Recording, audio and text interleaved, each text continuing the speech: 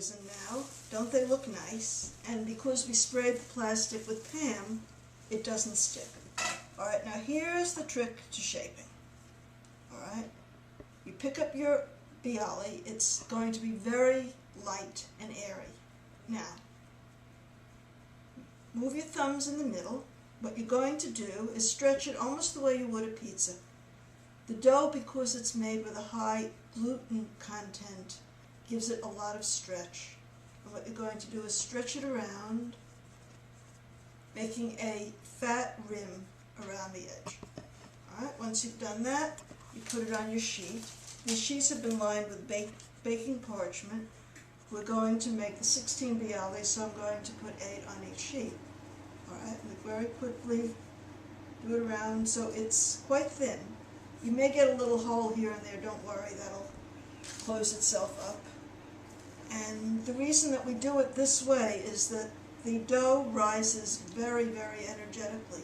And if you don't get it very, very thin, your Bialys will still taste good, but they're going to bake up in the middle like little rolls instead of having that characteristic shape of the rim and the thin area in the middle. Alright, so that's 4. This is number 5. In a way, it's almost reminiscent of doing pizza dough. Alright, where you can just move it. If you put plenty of flour on here, they come right up. The flour stays on the outside so it doesn't toughen the dough. Okay, 2 more for this first sheet. Alright. And the rising time till it gets to this point varies. It can take as long as 2 hours. It can be less depending on your rising temperature and how energetic your dough is. So check, you just want to make sure that it's nice and light. And you have the flour on the bottom, and that'll stay on the bottom where it belongs. Alright, now, the part that makes them distinctively Bialys is the filling.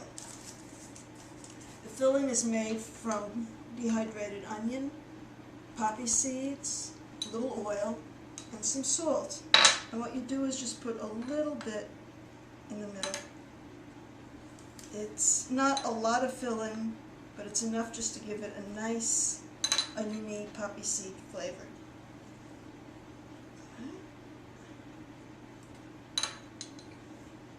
Estimate, if you use a little bit too much, you can always come back and steal some to put on the other Bialys. Alright, that's sheet number 1. We're using recycled parchment. I have 2 kinds of parchment. This is a very nice, heavy baker's parchment, and that you can use several times. If you're using the thinner kind of parchment, that's the kind you usually get commercially, you probably will just use it once and then throw it away. So you use your judgment on this, but you don't really want to waste nice clean parchment. Okay, that's 2. Notice that all of this really takes very, very little time. When I went to a bona fide Bialy factory, well, you would not believe the speed of the person who shaped the Bialys, but of course that's their business, not mine. But I've got my speed up over time. And it's not a fidgety, fussy dough. It's not like a pie crust dough that you have to worry about toughening. These doughs really work well. So there's a little hole here. Don't worry about it. That will disappear. It's not like you're making something that's holding a juicy filling where it has to be absolutely intact. Just another little hole. Maybe I'm getting a little bit too energetic here. Alright, 2 more to go. You know, it looks a little wasteful of the flour, but on the other hand, flour is inexpensive, and if your Bialys stick to the board, well, there goes your nice shaping, and they'll still be okay, but you've sort of bought yourself a headache. You know, so don't be cheap with the flour. Be cheap with expensive ingredients. Flour is not one of them. Alright, now here we are. There's Bialy number 16 set to go. And I'm going to put the onion filling in the middle. Okay, looks like we're just about going to make it.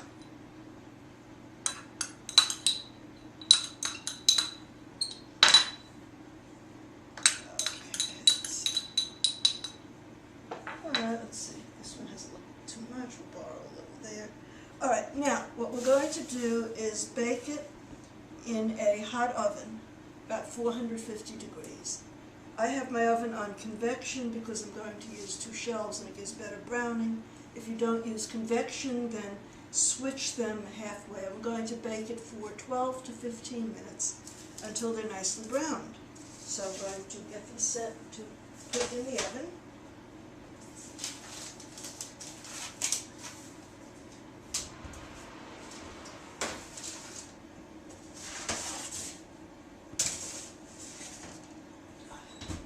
I'm going to set my timer.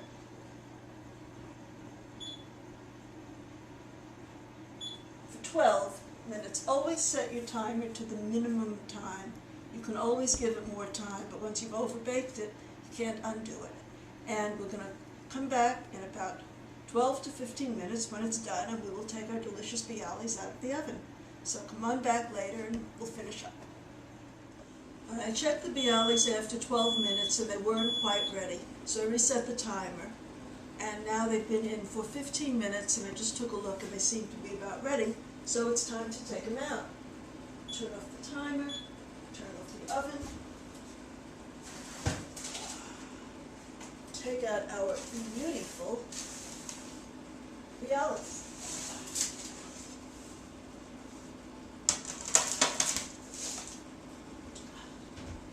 Once you get them out, what you want to do is to get them onto a cooling rack so they don't get soggy.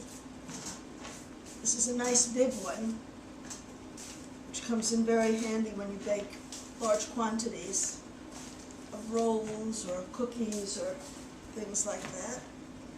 We have them in all sizes. And there you have 16 beautiful Bialys. And as my grandmother would probably say, here, Bubula, ess a bissel. Eat a little bit. As always, ess a bissel, you'll feel better. So enjoy.